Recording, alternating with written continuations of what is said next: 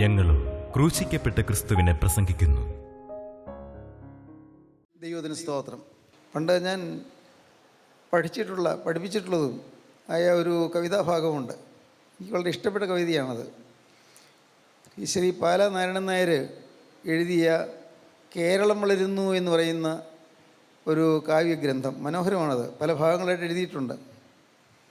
അതിൽ മതത്തിനോ വർഗത്തിനോ ജാതിക്കോ ഒരു അതിർവരമ്പുകളുമില്ല എന്നും എല്ലാറ്റിനും അതീതമായി മനുഷ്യനായി ജീവിക്കുന്നതാണ് സംസ്കാരമെന്നും മനുഷ്യൻ സദ്ഗുണസമ്പന്നനായി ജീവിക്കുന്നതാണ് ദൈവപ്രസാദമെന്നും എല്ലാം ആ മനോഹരമായ കാവ്യത്തിൽ അദ്ദേഹം എഴുതിയിട്ടുണ്ട്. ഇങ്ങനെയാണ് തുടങ്ങുന്നത്. കേരളം വളരുന്നു പശ്ചിമഘട്ടങ്ങളെ കേറിയും കടന്നും ചെന്ന അന്യമം രാജ്യങ്ങളിൽ. കേരവും മന്ദാരവും പൂകവും പുന്നാകവും കേവലം ചൂടൊത്തു നിൽക്കും ഈ മലനാട്ടിൽ. ഹിന്ദുവും മുസൽമാനും ക്രിസ്ത്യനും യഹൂദനും ഒന്നുപോൽ പുലരുന്നത് എത്രയോ ശതാബ്ദമായി. കേരവും മന്ദാരവും പൂകവും പുന്നാകവും കേവലം ചൂടൊത്തു നിൽക്കും ഈ മലനാട്ടിൽ. ഹിന്ദുവും മുസൽമാനും ക്രിസ്ത്യനും യഹൂദനും ഒന്നുപോൽ പുലരുന്നത് എത്രയോ ശതാബ്ദമായി. കേരളം വളരുന്നു പശ്ചിമഘട്ടങ്ങളെ കയറിയും കടന്നും ചെന്ന് അന്യമം രാജ്യങ്ങളിൽ. ഈ സംസ്കാരത്തിൻ്റെ മേതുരമായ അനുഭവത്തിൽ കേരളം വളർന്നുകൊണ്ടിരുന്നു. നിർഭാഗ്യവശാൽ അതിൻ്റെ അന്തസ്സത്ത ഉൾക്കൊള്ളുവാൻ ഇന്ന് പലർക്കും സാധിക്കുന്നില്ല.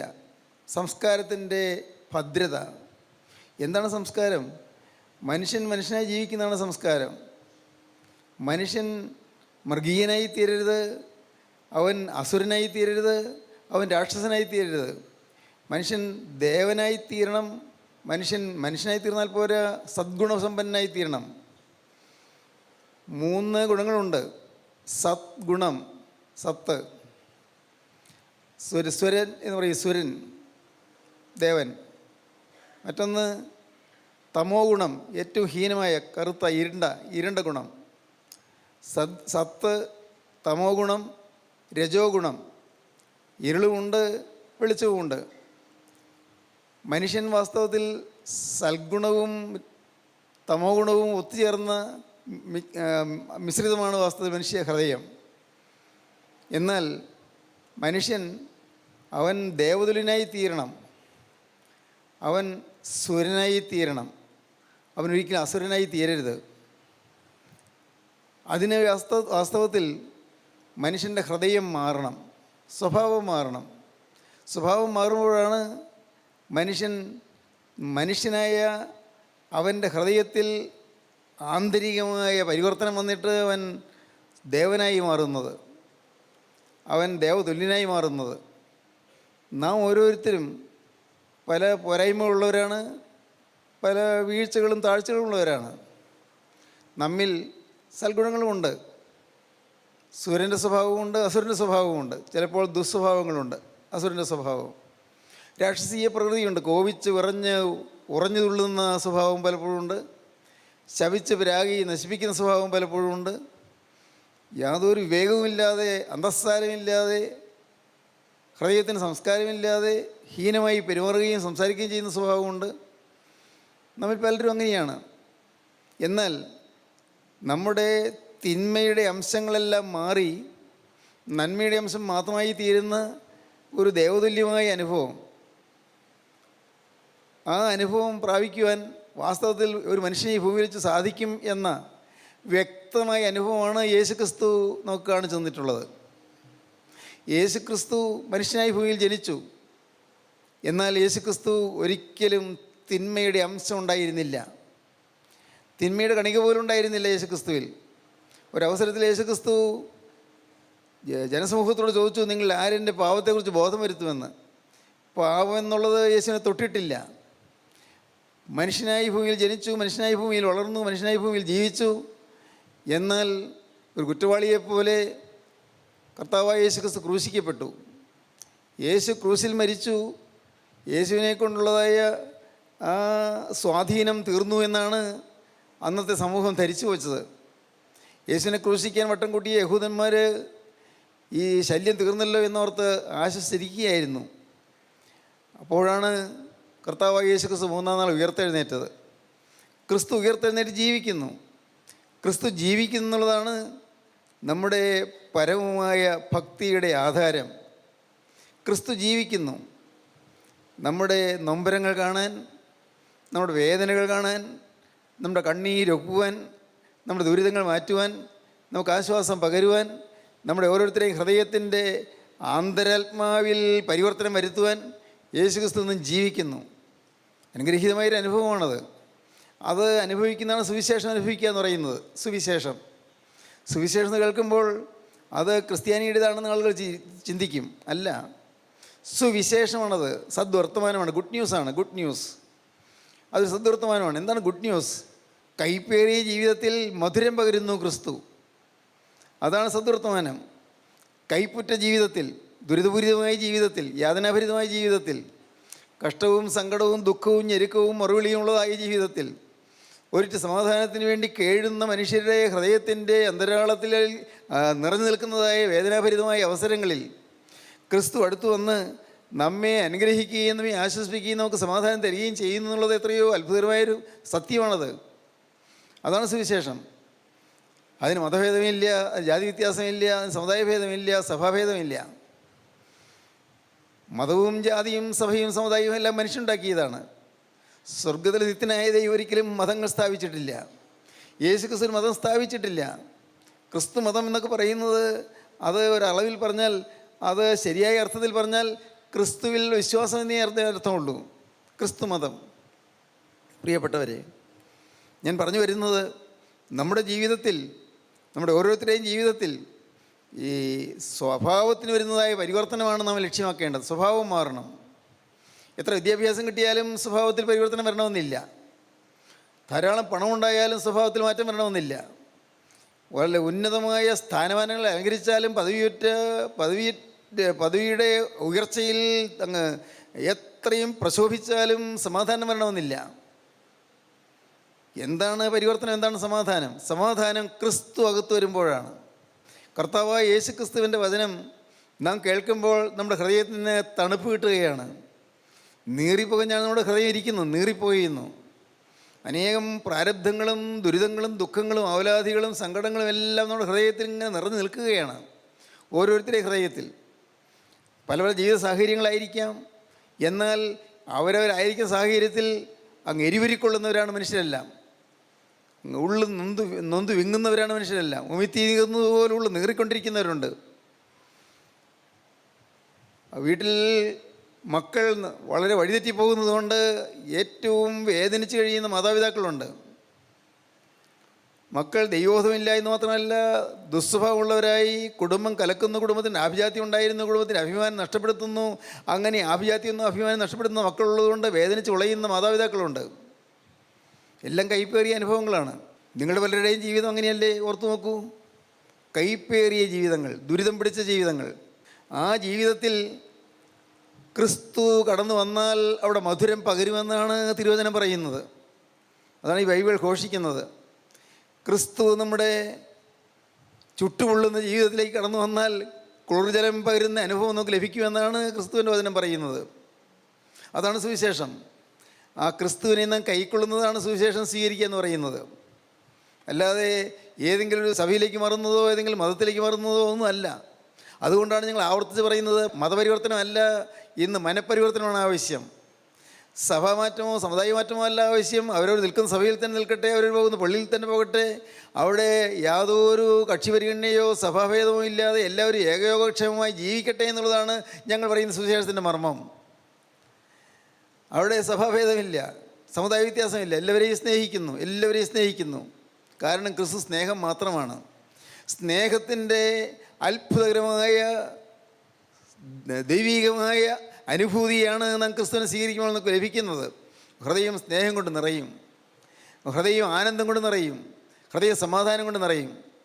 യേശുക്രിസ്തു ഈ ഭൂമിയിൽ ജീവിച്ച കാലത്ത് ഒടുവിൽ കർത്താവായ യേശുക്രിസ്തുവിൻ്റെ അരികിലേക്ക് ചേർന്നിരുന്നതായ 11 ശിഷ്യന്മാരോട് കർത്താവ് പറഞ്ഞു, സമാധാനം ഞാൻ നിങ്ങൾക്ക് തന്നേച്ചു പോകുന്നു എന്ന്.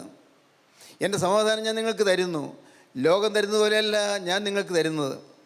ക്രിസ്തു പറഞ്ഞു, സമാധാനം ഞാൻ നിങ്ങൾക്ക് തന്നേച്ചു പോകുന്നു. തുറന്ന് കർത്താവ് പറഞ്ഞു, നിങ്ങളുടെ ഹൃദയം കലങ്ങരുത്, ഭ്രമിക്കുകയും വരുത്. നമ്മുടെ പലരുടെയും ഹൃദയം കലങ്ങിയല്ലേ ഇരിക്കുന്നത്.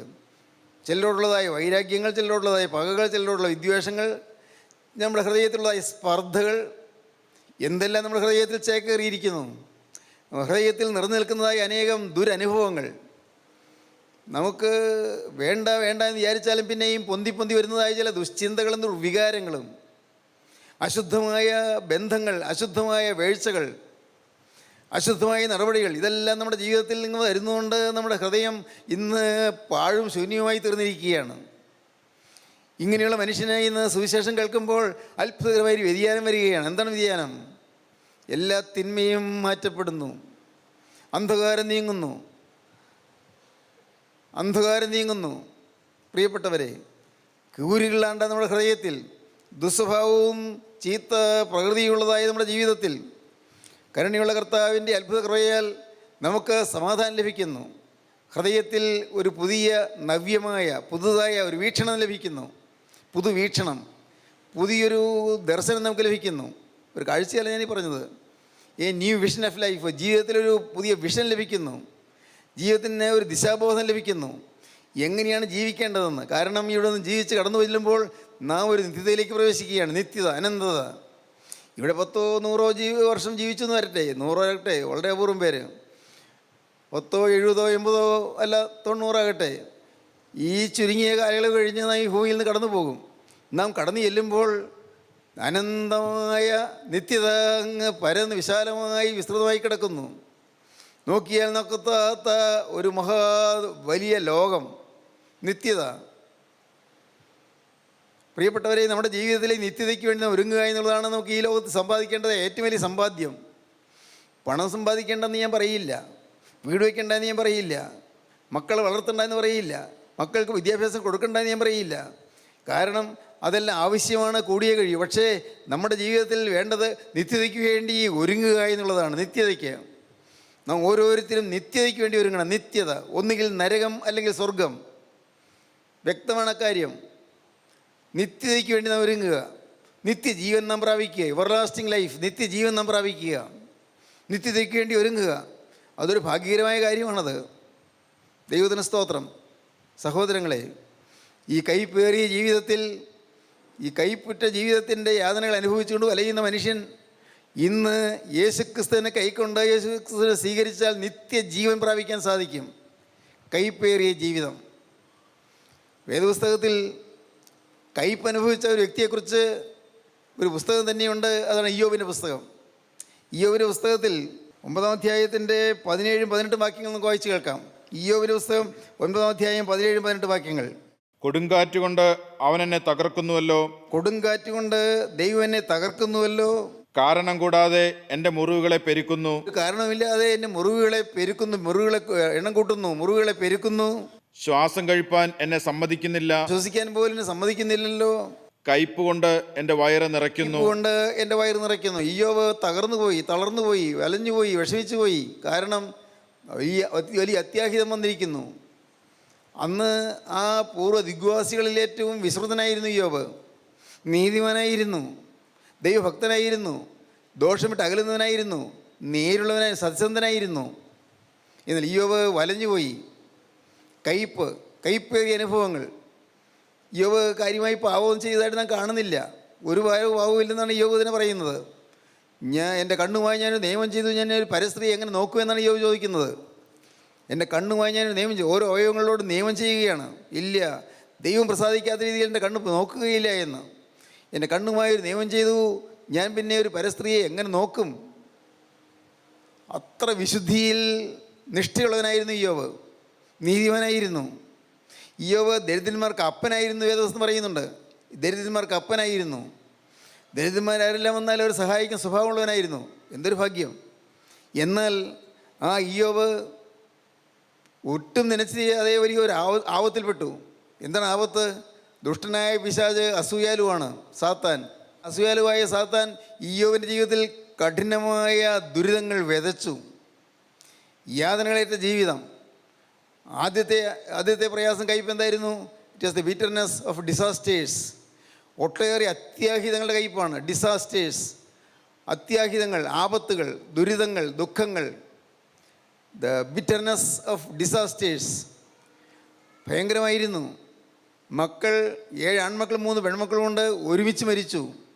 അവർ ഒരുമിച്ച് കൂടിയിരുന്നതായ വീട്ടിൽ വിരുന്ന് കഴിച്ചുകൊണ്ടിരുന്നപ്പോൾ പെട്ടെന്ന് ആ വീടിനെ ചുറ്റി ചുഴലിക്കാറ്റടിച്ചു.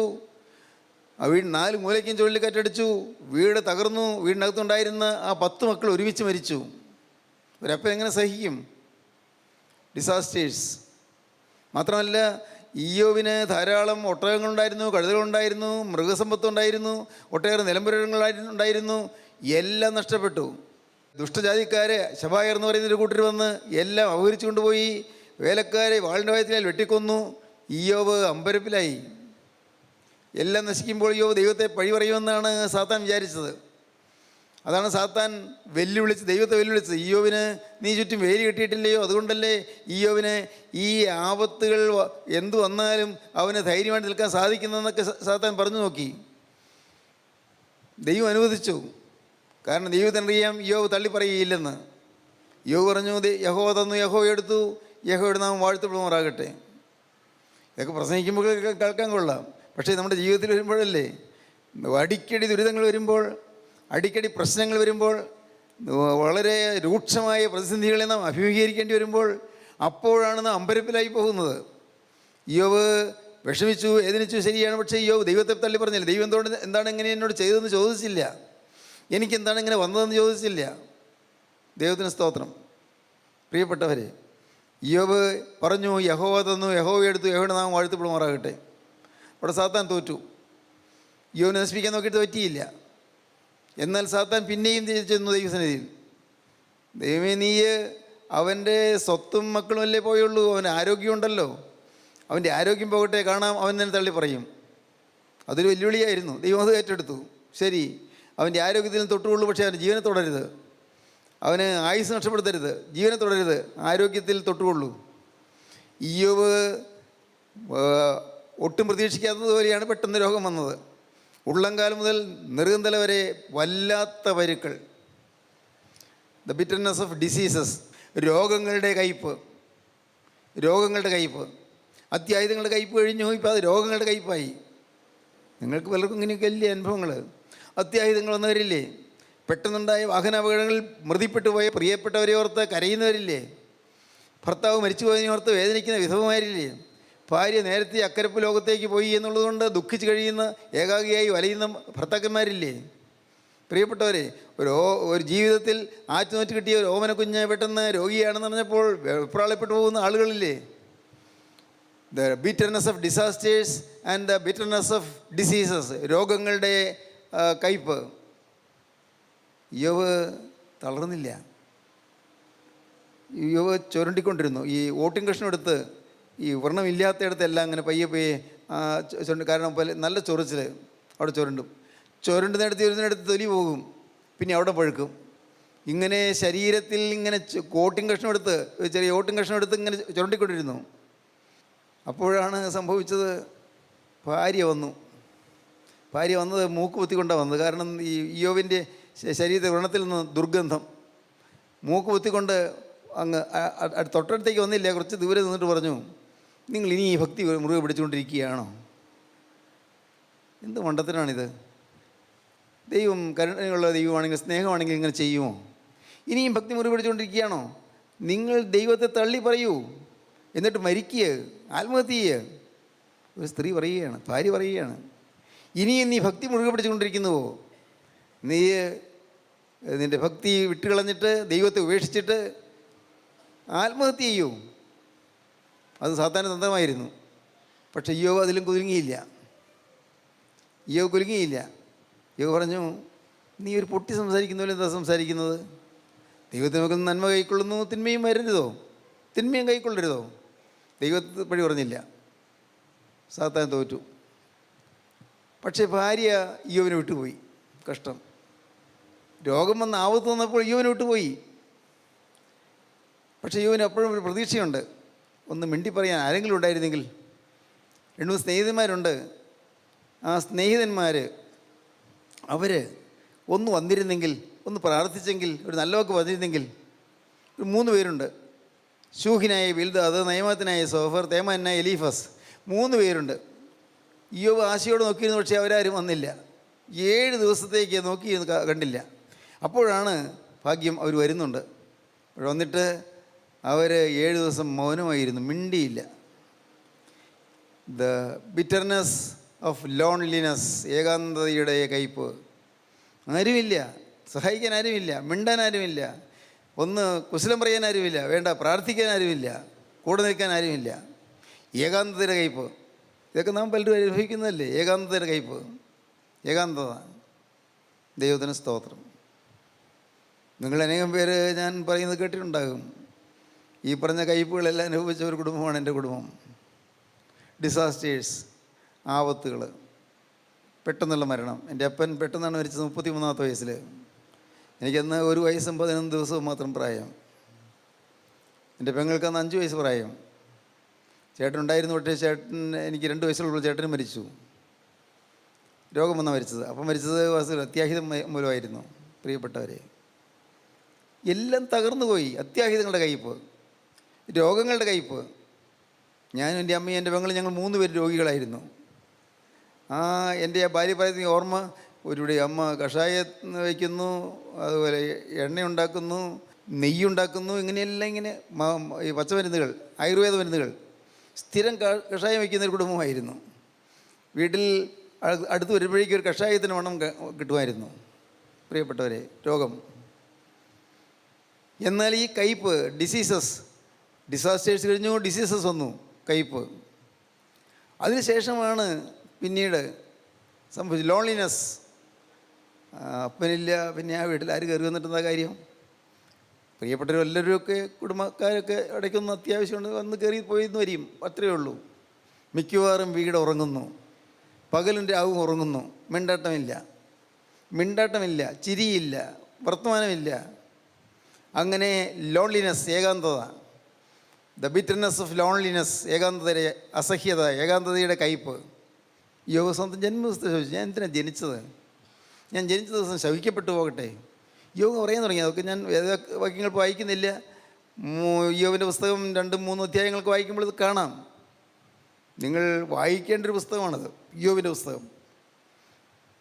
ബൈബിളിൽ 1-ാമത്തെ പുസ്തകം ഉൽപ്പത്തി പുസ്തകമായിട്ട് കാണുന്നെങ്കിലും ആദ്യം എഴുതപ്പെട്ട പുസ്തകം ഇയ്യോബിൻ്റെ പുസ്തകമാണെന്നാണ് വേദപണ്ഡിതന്മാർ പറയുന്നത്.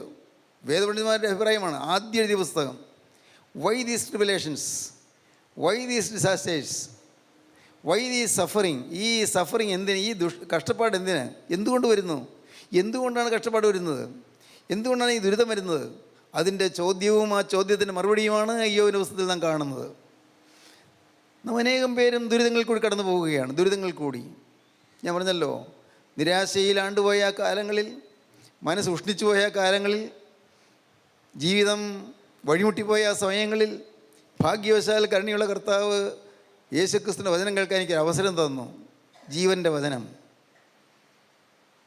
ഞാൻ ചേർന്ന് നിൽക്കുന്ന വലമ്പൂർ പള്ളിയിൽ തന്നെയാണ് അന്ന് വചനം ഞാൻ കേട്ടത്. ആ പള്ളിയിൽ ഏതാണ്ട് ഒരു മധ്യഭാഗത്തായിട്ട് ഞാൻ ഇരുന്നു കൊണ്ട് ഞാൻ വചനം കേൾക്കുകയായിരുന്നു. അമ്മയും പെങ്ങളും ഉണ്ടായിരുന്നു. ഞങ്ങൾ 3 പേരല്ലേ ഉള്ളൂ. ഞങ്ങൾ വീട് പൂട്ടി അവിടെ പള്ളിയിൽ ചെന്നു. ആ വചനം കേട്ടുകൊണ്ടിരുന്നപ്പോൾ എൻ്റെ ഹൃദയത്തിൽ ആ വചനം തറച്ചു. എൻ്റെ ഉള്ളം കിടുങ്ങി. ഞാൻ കണ്ണീരൊഴുക്കാൻ തുടങ്ങി. ആരും അറിയാതിരിക്കാൻ തല നല്ലപോലെ താത്തിപ്പിടിച്ചു. എപ്പോഴോ സുവിശേഷകൻ ആത്മാവിൻ്റെ നിറവിൽ പറഞ്ഞു, ക്രിസ്തുവിൻ്റെ ശബ്ദം എന്താ കേൾക്കുന്നു? ലാസറേ പുറത്തു വരിക എന്ന ശബ്ദം കേൾക്കുന്നു എന്ന്. ക്രിസ്തുവിൻ്റെ ശബ്ദം, ലാസറേ പുറത്തു വരിക. മരിച്ചുപോയ ലാസർ ഉയർത്തെഴുന്നേറ്റു. ഇന്ന് ലാസറിനെ പോലെ ആത്മാവിൽ മരിച്ചവരായി ചിലരെല്ലാം ഇവിടെ ഇരിക്കുന്നുണ്ട്. ലാസറിനെ പോലെ മരിച്ചവരായിരിക്കുന്നു. ലാസറിൻ്റെ കല്ലറയ്ക്കകത്ത് ദുർഗന്ധമുണ്ട്, പക്ഷേ പുറമേ ദുർഗന്ധമില്ല, പുറമേ പാവമൊന്നുമില്ല, പുറമേ വൃത്തികേടായ ജീവിതമൊന്നുമില്ല, പുറമേ മാന്യരാണ്. എന്നാൽ അകം മുഴുവൻ ചീഞ്ഞിരിക്കുന്നവരുണ്ട്. അകത്ത് ദുശ്ചിന്തകൾ, അശുദ്ധ വികാരങ്ങൾ, മ്ലേച്ഛമോഹങ്ങൾ, അഴുക്കായ ആഗ്രഹങ്ങൾ, ഇതെല്ലാം ഉള്ളവരിവിടെ ഇരിക്കുന്നുണ്ട് എന്ന് പറഞ്ഞിട്ട് അദ്ദേഹം വീണ്ടും പറഞ്ഞു, ലാസറേ പുറത്തു വരിക. സ്തോത്രം. ആ വാക്ക് എൻ്റെ ഹൃദയത്തിൽ തറഞ്ഞ പാടെ ഞാൻ അവിടെ തല താഴ്ത്തി. കർത്താവേ, ഇന്നു മുതൽ ഞാൻ നിൻ്റെ വക എന്ന് പറഞ്ഞു. ഞാൻ ആത്മാവിൽ മരിച്ചവനാണ്, പുറമേ പാവമൊന്നുമില്ല, എന്നാൽ എൻ്റെ അകം മുഴുവൻ പാവമാണ്. എൻ്റെ കർത്താവേ, ചിലരുടെ നീരസവും കയ്പും വിരോധവും ഒക്കെ ഉണ്ട്. അഹങ്കാരമുണ്ട്, ഒരു നിരാശയുണ്ട്, അപകർഷതാബോധമുണ്ട്. എൻ്റെ കർത്താവേ, മരിച്ച ലാസറിനെ ഉയർത്തെഴുന്നേൽപ്പിച്ചതുപോലെ എന്നെ ഉയർത്തെഴുന്നേൽപ്പിക്കണമേ എന്ന് പറഞ്ഞുകൊണ്ട് ഞാൻ ഇങ്ങനെ വാക്ക് പറഞ്ഞു, കർത്താവേ ഇന്നു മുതൽ ഞാൻ നിൻ്റെ വക എന്ന്. അത് തിരി ഉറക്കെയായി പോയി എന്ന് എനിക്ക് തോന്നുന്നു. പ്രിയപ്പെട്ടവരെ, ഞാനവിടെ തല താഴ്ത്തി. അന്ന് ഞാൻ അറിയാതെ, ഞാൻ വിളിക്കാതെ, ഞാൻ ആവശ്യപ്പെടാതെ കർത്താവായ യേശു എൻ്റെ ഹൃദയത്തിലേക്ക് നടന്നു കയറി. യേശുവിൻ്റെ ജീവിതത്തിലേക്ക് വന്നു. ഞാനൊരു പുതിയ മനുഷ്യനായി. ജീവിതം മുഴുവൻ മാറിയെന്നല്ല, പാവമെല്ലാം മാറിയെന്നല്ല, എൻ്റെ സ്വഭാവത്തിലുള്ളതായ മാലിന്യങ്ങളെല്ലാം മാറിയെന്നല്ല, എന്നാൽ എൻ്റെ പ്രകൃതം ആകെ കർത്താവ് മാറ്റി, ആകെ മാറ്റി. യേശുവിൻ്റെ ഉള്ളത്തിലേക്ക് വന്നു. എനിക്ക് നല്ല ഉറപ്പായി ഞാൻ യേശുവിൻ്റെ വകയായി എന്ന്. യേശുവിൻ്റെ ഉള്ളിലുണ്ടെന്ന് എനിക്ക് നല്ല ഉറപ്പായി. വേറെ ആരും പറഞ്ഞില്ല, എനിക്ക് നല്ല ഉറപ്പായി. അന്നു മുതൽ ജീവിതം പ്രകാശിക്കാൻ തുടങ്ങി. ജീവിതം നൈരാശ്യം മാറാൻ തുടങ്ങി, സമാധാനം കൈവരാൻ തുടങ്ങി. പ്രിയപ്പെട്ടവരെ, ഞങ്ങളുടെ കുടുംബം അനുഗ്രഹീതമായി തീർന്നു. ദൈവത്തിന് സ്തോത്രം. നിങ്ങൾക്ക് ഈ അനുഭവം വേണമെങ്കിൽ പ്രാപിക്കാം. യേശു നിങ്ങളുടെ അരികത്ത് വന്നിട്ടുണ്ട്, അരികത്ത് വന്ന് നിങ്ങളോട് സംസാരിക്കുന്നുണ്ട്. യേശുവിൻ്റെ ഹൃദയം സ്നേഹത്തോടെ നിങ്ങൾ വിളിക്കുകയാണ്. ആർദ്രതയുള്ള ഹൃദയം, കരുണാർദ്രമായ ഹൃദയം നിങ്ങൾ വിളിക്കുകയാണ്. മകളെ നീ എഴുന്നേറ്റ് വരിക, മകനെ നീ എഴുന്നേറ്റ് വരിക, നിൻ്റെ ഭാവി ഞാൻ ശോഭനമാക്കാം, നിൻ്റെ അനുഗ്രഹീതമായ നല്ല കാര്യങ്ങൾ നിങ്ങൾക്ക് തരാം, ശോഭനമായ ഭാവിയിലേക്ക് ഞാൻ നടത്താമെന്ന് കർത്താവ് പറയുന്നു. ഭാസുരമായ ഭാവി നിന്നെ മാടി വിളിക്കുകയാണ്, ഓടി വരികയെന്ന് കർത്താവ് പറയുന്നു. പ്രിയപ്പെട്ടവരെ, ഇന്നത്തെ ദുഃഖങ്ങളും ദുരിതങ്ങളും മാറും, ഇന്നത്തെ വേദനകൾ മാറും, ഇന്നത്തെ ആകുലങ്ങൾ മാറും, ഇന്നത്തെ അവലാദികൾ മാറും. സമാധാന സംപ്രദമായ ഒരു നല്ല ജീവിതം നിങ്ങൾക്ക് ലഭിക്കും. ക്രിസ്തു നിങ്ങൾ ഓരോരുത്തരെയും പേർ ചൊല്ലി വിളിക്കുകയാണ്. ലാസറേ പുറത്തു വരിക എന്ന് വിളിച്ച ക്രിസ്തു നിങ്ങളെ പേർ ചൊല്ലി വിളിച്ചുകൊണ്ട് നിങ്ങളെ മാടി അടുപ്പിക്കുകയാണ്. ആ സ്നേഹത്തിൻ്റെ കൈ മാടി വിളിക്കുന്നു, ആ സ്നേഹത്തിൻ്റെ കാര്യം നിങ്ങൾ മാടി വിളിക്കുന്നു. ആ സ്നേഹം, ക്രൂസിലെ സ്നേഹം. പ്രിയപ്പെട്ടവരെ, എനിക്ക് വേണ്ടി ചങ്ക് തുറന്നായ സ്നേഹം, എനിക്ക് വേണ്ടി കൈകളും കാലുകളും തുളയ്ക്കപ്പെട്ടതായ സ്നേഹം, ഒരു ഭാവവും ചെയ്യാതെ കുറ്റവാളിയെപ്പോലെ ക്രൂസിൽ മരിക്കുവാൻ തന്നെ തയ്യാറാക്കിയ സ്നേഹം, ആ ക്രൂസിലെ സ്നേഹം, നിത്യസ്നേഹം ഇന്ന് നിങ്ങൾ മാടി വിളിക്കുമ്പോൾ ആ തിരക്തത്തിൽ ആശ്രയിച്ചുകൊണ്ട് നിങ്ങൾ ഓടി വരിക. തിരക്തം നിങ്ങളെ കഴുകും. നാളെ തോന്നുപോയ പാപങ്ങളെല്ലാം കഴുകി മാറ്റും. നിങ്ങൾക്ക് സമാധാനം തരും, നിങ്ങൾക്ക് കയ്പ് മാറ്റും, മധുരം തരും. ജീവിതം മധുരത്തിലേക്ക് തിരിയും, സമാധാനം നിങ്ങൾക്ക് ലഭിക്കും. നിങ്ങളുടെ ജീവിതത്തിൽ ഏകാന്തതകൾ മാറും, നിങ്ങൾക്ക് സമാധാനം ലഭിക്കുകയും നിങ്ങൾ ദൈവത്തെ സ്തുതിക്കുകയും ചെയ്യും. അതാണ് ആരാധന. ഹല്ലേലൂയ, ദൈവത്തിന് സ്തോത്രം. ഈ ആരാധനയിലേക്ക് നിങ്ങൾ ഓടി വരുമോ? ഈ സമാധാനത്തിലേക്ക് നിങ്ങൾ ഓടി വരുമോ? കൈപ്പുറ്റ ജീവിതത്തെ യേശുക്രിസ്തുവിന്റെ കൈകളിലേക്ക് കൊടുക്കുമോ? കർത്താവേ, കൈപ്പേറിയ ജീവിതം ഞാൻ എൻ്റെ കരങ്ങളിലേക്ക് തരുന്നു, ആശ്വാസം തരണമേ, എന്നെ അനുഗ്രഹിക്കണമേ നിങ്ങൾ പ്രാർത്ഥിക്കുമോ? നിങ്ങൾ പ്രാർത്ഥിക്കൂ, നിങ്ങളതിനെ സമർപ്പിക്കൂ. ദൈവത്തിന് സ്തോത്രം. കാരുണ്യവാനായ ഞങ്ങളുടെ സ്വർഗീയ പിതാവേ, അനുഗ്രഹീത നിമിഷങ്ങൾക്കായി നന്ദിയോടെ സ്തോത്രം. ഈ മക്കളെല്ലാം തൊട്ടതിനായി നന്ദിയോടെ സ്തോത്രം. എല്ലാവരും അനുഗ്രഹിച്ചതിനായി നന്ദിയോടെ സ്തോത്രം. അപ്പോൾ ഈ മക്കൾ ഓരോരുത്തരും നിത്യജീവൻ്റെ അവകാശികളായി തീരുവാൻ കരുണയുള്ള കർത്താവേ, തിരുവചനത്താൽ ഇവരെ പോഷിപ്പിക്കണമേ എന്ന് പ്രാർത്ഥിക്കുന്നു. അനുഗ്രഹിക്കണം. അടുത്ത രണ്ടാമത്തെ എല്ലാവരെയും ഒരുക്കണമേ. യേശുക്രിസ്തുവിൻ്റെ പരിശുദ്ധമായ നാമത്തിൽ പ്രാർത്ഥിക്കുന്നവരോട് കേൾക്കണമേ. ആമീൻ. ഹല്ലേലൂയ, ദൈവത്തിന് സ്തോത്രം.